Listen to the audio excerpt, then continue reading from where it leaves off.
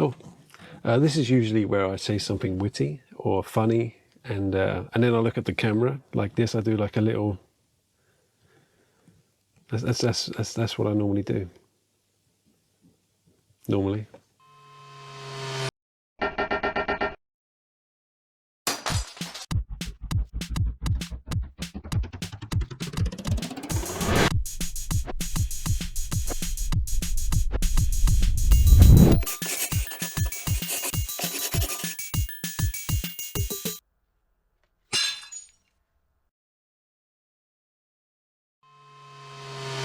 Today I'm going to be doing some scratch building. Now I know I always scratch build, but I haven't really just kind of scratch built without a purpose. That's how I used to do it back on Instagram, back before I had this channel. I used to just take junk and kind of doodle with it. I used to pop bits together and see what I'd come up with without a plan. And that's what I wanted to do this time. I wanted to make some doodlebots, because I'm basically doodling with trash, making robots out of trash.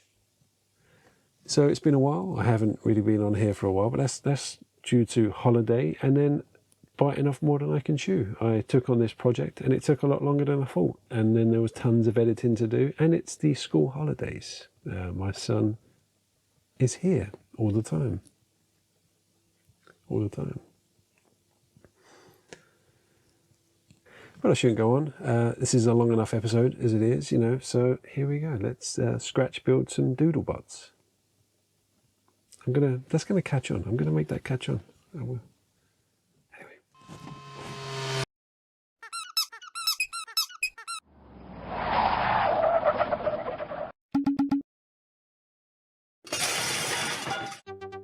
So not a day goes by that I don't get someone in the street saying, "Hey Bill, nice junk." And I say thank you very much. It took me a while to collect it. What you should look for when collecting junk is shapes, you know, shapes you're gonna need, like Lego. So I look for like blocky things for buildings, and I look for round things for wheels and any spherical shape I can't build myself, and tubey long things for pipes and arms and legs and guns, and textures for textured things. And kids' toys, because they're already pretty cool shapes, and kids are an infinite source of happiness. No, toys. So I've been on holiday and I feel a little bit rusty, so I've come back to the workshop and I just want to kind of doodle with junk. I want to make something with junk, probably a robot. So I've kind of called it a doodlebot. Basically it's like doodling on a piece of paper but with plastic junk. And let's see what I end up with. I have no idea, no plans.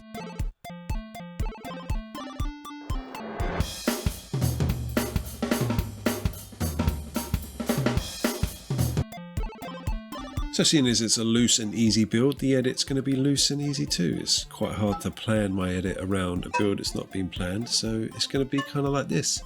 But I feel bad, so I'm going to start chucking in the tip videos like the one you saw earlier about collecting junk throughout the video. So there will be some kind of production value here. Look at that. And I guess that's it. That's the build done. I hope you enjoyed the episode. I'll see you next. Only joking. I think I'd have a quick coffee and then maybe I'll make some more, you know, some more doodlebots. Hashtag doodlebots. So do you remember a few seconds ago I talked about those tip videos? Well, here you go. So people often ask, how do I get this horrible bit of cheap plastic to stick to this horrible bit of cheap plastic? Well, I'm going to tell you. You're going to need some kind of sandpaper, sanding sponge or emery boards or a file, anything that's popping up on the screen at the moment, and some glue, some cyanacrylic super glue, and baking powder.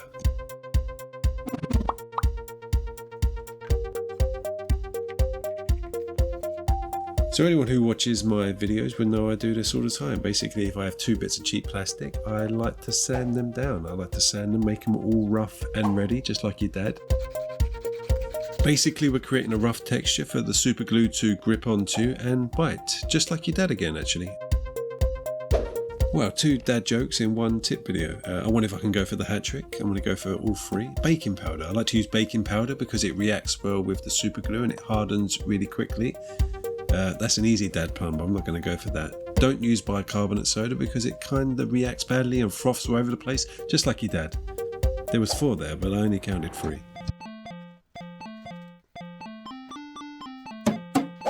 So I've been using my Dremel a lot lately. Someone got me this kindly off my wish list. I really appreciate it. It's been a lifesaver. And I've been using it mainly to drill holes. I like to attach armature wires through the whole build just so it's pretty solid and doesn't fall apart when I look at it funny. You may be thinking, Bill, what's your creative process here? What's going through your head? And I have to say, I'm probably thinking about lunch at this point. I'm probably quite hungry and not really thinking about much at all. But I guess that's what doodling is, isn't it? So along with the daily compliment, Bill, I like your junk, I get a lot of people saying, Bill, I like your little bits. I'm like, thank you very much.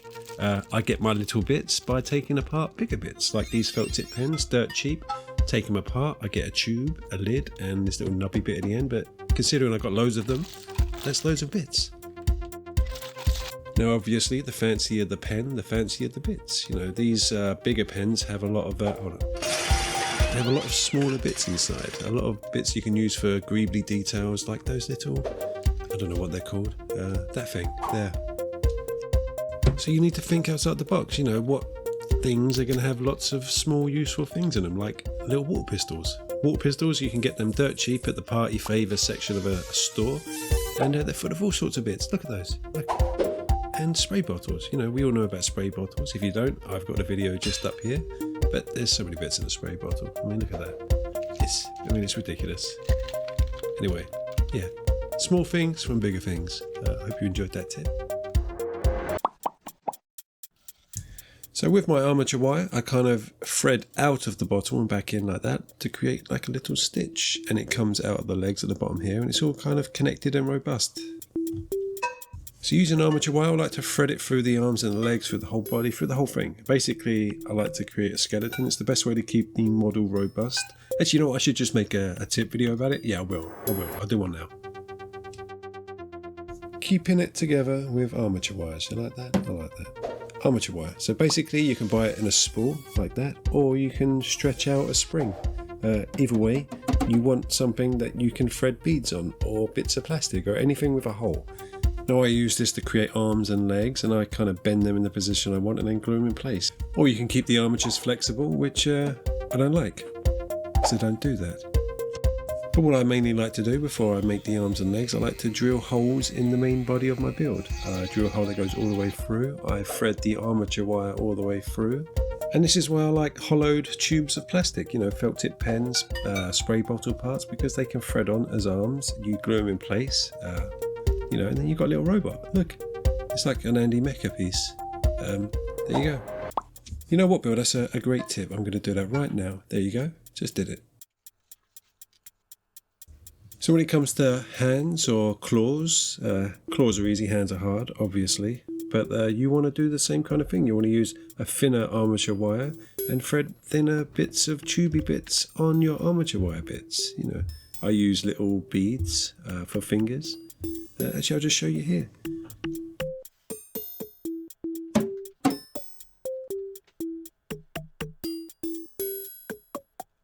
Now, I'm not going to pretend this isn't one of the most tedious things you can do in a scratch build, but it's the best way to make hands, in my opinion.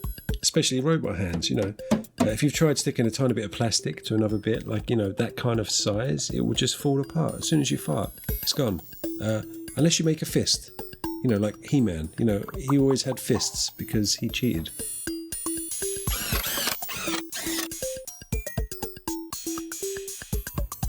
So now the hands are on, I pretty much have my silhouette. Now what I mean by that is the shape of the body. I can see the arms, the legs, the head. I know exactly what my robot's going to look like. Now it's the fun part.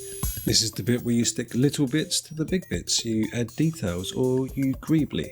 As Greg Greble once said, you know, you stick little bits of plastic to big bits of plastic, so you don't chuck too many bits of little plastic away in the bin and annoy your No, I can't remember his philosophy, but it's basically stick little bits to big bits to make them look more detailed. We'll talk about that later, but for now I want to talk about, rivets. Yeah, that's what I wanted to talk about, rivets. So as you all well know, I like to use rivets in my builds. I like the retro futuristic look of it. You know, we don't really use rivets anymore for anything, so why should you use rivets in the future? Because they look cool. Now I use this 1mm hole punch, and I hole punch a load of rivets from this styrene plastic card. It's a styrene plastic card. It's pretty fancy pants, as we all know. You know, it's pretty expensive. So let's pack all these away, and I want to try some other materials. And yeah.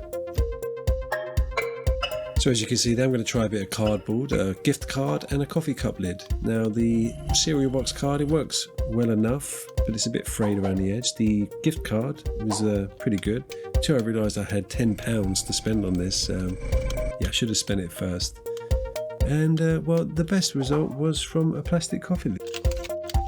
So I have to say I was really impressed with the coffee lid. The rivets came out really clean, and I think that's the way I'm going to go in the future. So get yourself a 1mm hole punch and hole punch your own rivets. Or you could get a 2mm hole punch and do 2mm rivets, but let's not go mad. So I was going to do a separate tip video about sticking bits of wire all over your robot, but basically just stick bits of wire all over your robot and it looks good. And there we have it, there's Doodlebot number 2. Let's make another one. So I don't know about you, but I love starting a new build. Why would I know anything about you? It's always me telling you about me. The communication between me, I mean, I'm not going to get into it, but I love starting my builds with spray bottle parts and hand soap bottle parts because I don't know why.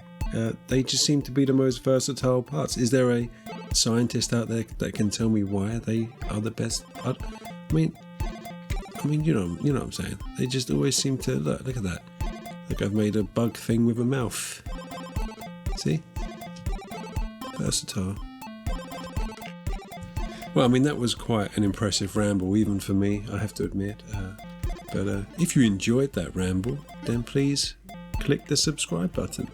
I have plenty more videos you can watch, and I don't ramble quite so much, but I do ramble a lot, I've got to be honest. I mean, I'm rambling right now. I should probably just watch the video. If you enjoy my rambling, please comment in the comments below. I mean, you couldn't comment anywhere else. I mean, I don't know what I need to say in the comments below because there's nowhere else to comment. But I always do. I'm rambling. I should probably put a tip video here to stop me. There we go. So if you haven't got one of these already, you should probably go and look for one. They're called a Mitre Box. Now it allows you to cut at certain angles, a 90-degree angle and a 45-degree angle. Now this is a 90-degree angle. You know, this standard, not very good for a joint.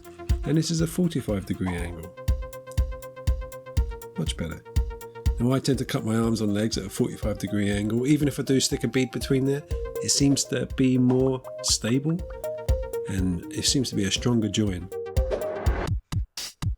So I haven't really talked about hair curlers. Hair curlers are some of my favourite bits of junk. And I had someone comment recently saying, like, Bill, you can't get those in the pound shop. And not everything I get is exclusive to the pound shop, but you can get them in the pound shop. They tend to have that Velcro thing over them, and you just need to rip that off. But for that one person, yeah, there's your answer. For everyone else, sorry, just bear with me. We'll get back to the video right now.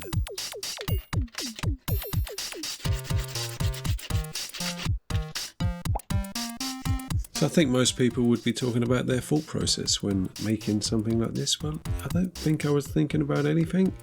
I had like a bug body and I wanted some long legs. That's about as complicated as it got. But it looked interesting. I just kept trying to dry fit pieces together, see how they look. And there we go, we got some feet. I was probably thinking about dinner at this point, to be honest with you.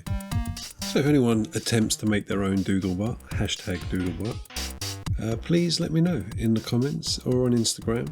And if you get it to stand up like I did just there, then well done, because it's one of the hardest things to do is to get a model to actually stand up. I hope you're enjoying the episode. If you are enjoying the episode, click that subscribe button down below and the like button and comment. I mean, that's asking quite a lot. You can do one of the three, preferably the subscribe one. That's the good one. But yeah. Also, if you do like what I do, and you'd like to help me do what I do, then click the Patreon link down below. Now, every week I talk about Patreon, and I realise that some people may just not know what it is. Patreon is basically OnlyFans for YouTube, if you know what that is. Less skin, obviously, but more silicone, funny enough. Basically, you can donate something as little as £2 a month to Patreon to become a member and a patron of the arts. The arts. And which costs you know, £2 a month. I don't know what that is in dollars, probably like $50. It's like $3, right? And, which is less than 1/8 of a coffee. And I'm not talking like an espresso, I'm talking like some of that watery crap. Basically, it's a community and everyone just chips in to help me make these episodes because they enjoy them. Like, you know, what could be purer than that? You know, they enjoy it, they want to help me make them, and they do. It's the only way I could ever make these episodes. You know, I have rent to pay and, you know, I have junk. Oh, I don't have to buy the junk. People just give me the junk. But I do have a kid to feed. And he wants it every day. So at this point, I was kind of bored of making felt tip pen legs. So I thought I'd make some dangly tentacle arms for my weird bug creature. I mean, I probably wasn't thinking that. You know, I'm saying that now in retrospect. I was probably just thinking about, that dinner was all right. I ate it. Yeah. What should I have for dinner tomorrow?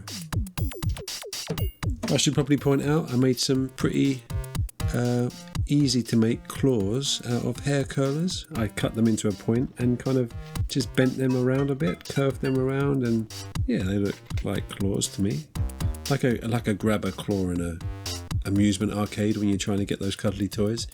I imagine he's constantly trying to pick things up and the claws just aren't strong enough and the object keeps falling through its fingers. And his little robot son is standing next to him saying, "Daddy, why can't you pick up one of those robot teddies for me?" It's like, "I can't, son, I failed you. I'm sorry, don't tell Mum." So along with my junk and my little bits, people comment on my bit boxes. Now everyone should have a bit box if you're going to scratch build. When you get to the Grebling stage, it's nice to have them all laid out like this. You know exactly what sort of shapes you can deal with. When I get to that stage in the build, I don't really know what I want to use as a Greble bit, to be honest. So I basically would have them all spread out like this in front of me and just see what looks nice and try and vary it out as much as possible. Now, any little tiny little plastic shape I find in a cheap craft shop or a pound shop, like this confetti, they're tiny little triangle shapes that I could use on, I don't know, 28mm characters for detail work. Look at that. You know, look out for things like that. The same way you look out for junk and stick it in a box, and you got yourself a bit box. Oh yeah, bit box.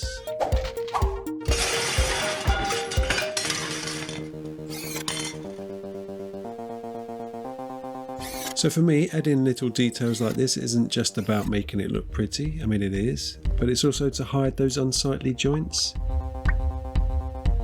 I mean, to be honest, most of scratch building is that to me, you know, hiding mistakes, just using smaller bits of plastic to hide mistakes on bigger bits of plastic, like this knee joint.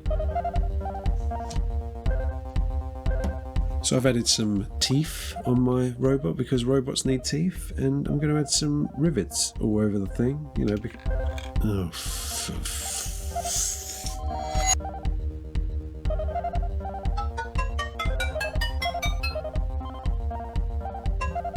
I'll say that's a wrap for doodlebot number 3, is it? I made 3 so far. Let's make 4.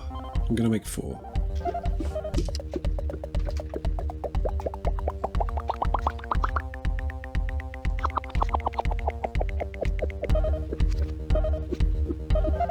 So I want to get rid of some of these lids. I've got so many lids, and most of my builds start with the junk I have most of because I want to get rid of them. So I'm going to use some lids, and I think they're going to turn into some kind of wheels or tank tracks. I mean, you know what they're going to be because you've seen the clip at the beginning and you've probably seen Instagram. Look, I mean, I know what it's going to be as well, but for, you know, narration purposes, I'm pretending I'm narrating as we go, and I don't know. Oh, look, we are making a tank track. Look. You know, I haven't mentioned it already, but click that Discord link down below. You know, if you haven't joined my Discord already, there's already hundreds of people there talking about their crafts and their projects and sharing ideas about where to get bits, you know. And there's a little Ask Bill section where you can ask me whatever you want. And I've answered every question so far, so I'm doing pretty well. So to make these tank tracks actually look like tank tracks, I'm going to use some EVA foam. So EVA foam is that kind of foam sheet stuff you get in like kids craft stores, and I always thought it's completely useless, but ever since watching Narb Makes, for some reason I watched it and figured you could do stuff with it, like you can imprint textures on it, heat it up and get something textury, and there you go, look at that. Super glue also doesn't melt it, and it kind of, you know, you can paint it, it takes paint well, and it's just like a flexible plastic material to use on your builds. So Green Stuff World sent me this roller in the post. It's a double diamond kind of metallic sheet roller thing, and I want to try that with this texture effect.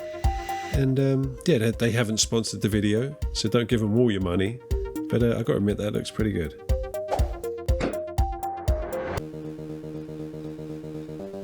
So I hope you're enjoying those little tip videos. I quite enjoyed making them. I felt like this video needed a bit of visual spice. I hate that word spice, so I'm going to say visual variety. And these little tip videos are it, I guess. Well, let me know in the comments if you enjoy it.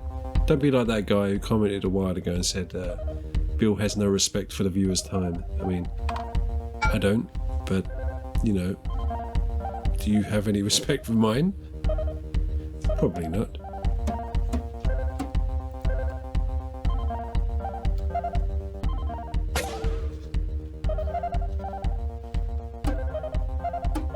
An extra tiny tip, the hole punch works really well on EVA foam.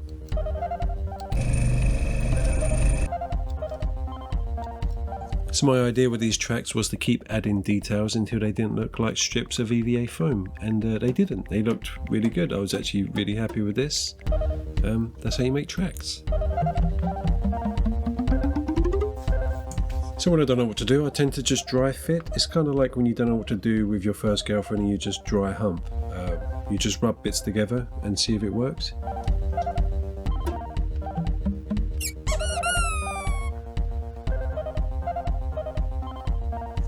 Now please don't ask me what this is, I really don't know at this point.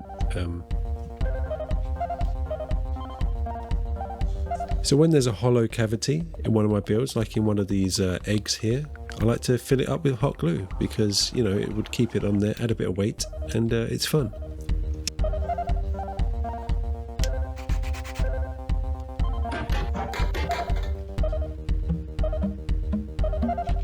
So it's kind of looking like a tank with a body on top. So I'm thinking a tank, you know, maybe a cannon, maybe a gun of some kind. We can stick it, maybe not. No, we probably should stick that somewhere else. Yeah, I stick that there. It's an exhaust pipe.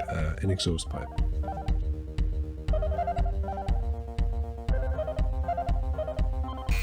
Now my favourite exhaust pipes have holes all over them, so that's what I did. So as the silhouette is nearly complete, it's time to start thinking about details and adding greebles. And as the great Greg Greble once said, it's ham and then cheese, not cheese and then ham. I have no idea what he was talking about, but it's Greble time.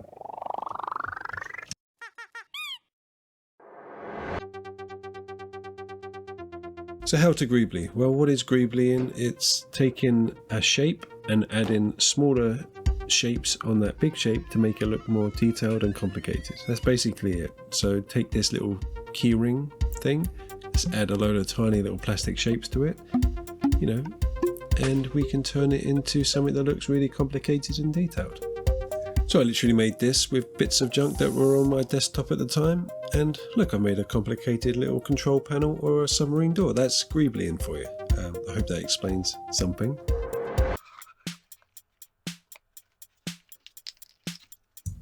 Now what I learned from that tip video is to say Greble and not Greble. And have I been saying Greble this whole video? I'm not even going to go back in the edit and check. If I've been saying Greble, I meant Greble. And I'm correcting myself, so you don't have to.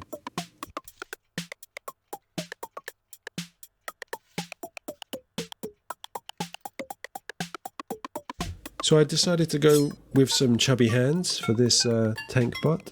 And I use wooden beads. Now, if you was to buy any beads, I would always recommend wooden ones because you can cut them into any shape you want, like I have there. And yeah, always wooden over plastic. I mean, plastic beads are good too, but.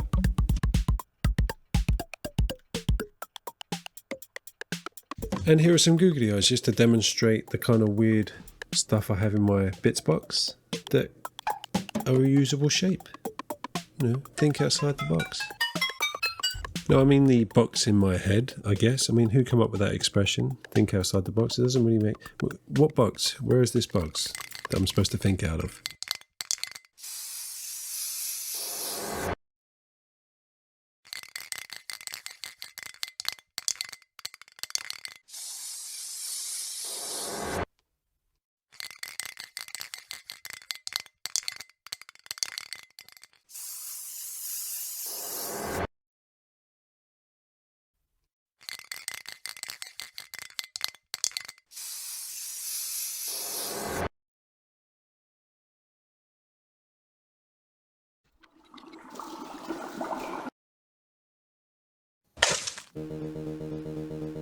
So I bought these silicone mats to paint on because paint just washes straight off and it adds a nice colour for the background.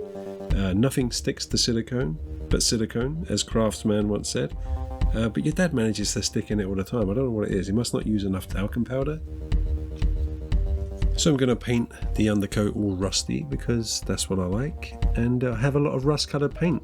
So thank you very much, Ryan the Rop, or Dungeon Masterpiece, whatever you like to be called in the bedroom, it's up to you.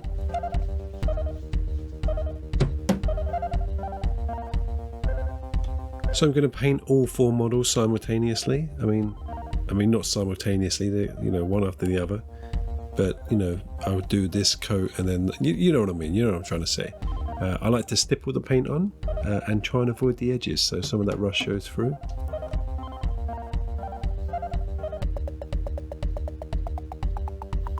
So before I add any oil washes or any other details, I like to dry brush the models and bring the details out. So for those unfamiliar with dry brushing is basically just brushing over your model with a paintbrush that's almost dry. There's barely any paint on there. It just kind of scratches the raised areas, and you get a dry brush. Dry brush. So now I want to pick out all the metal parts of my models by painting them a metal colour. It's funny that.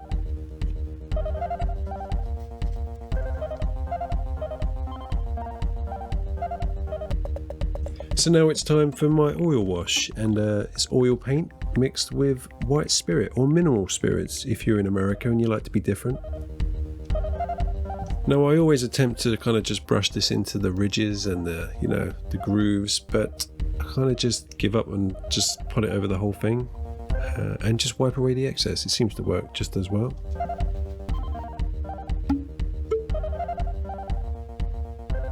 So I like to imagine these robots are old and have had hands and arms replaced over time, so I like to paint different parts of the body in different colours to represent that, and I like to stencil random symbols all over them and numbers that don't mean a thing.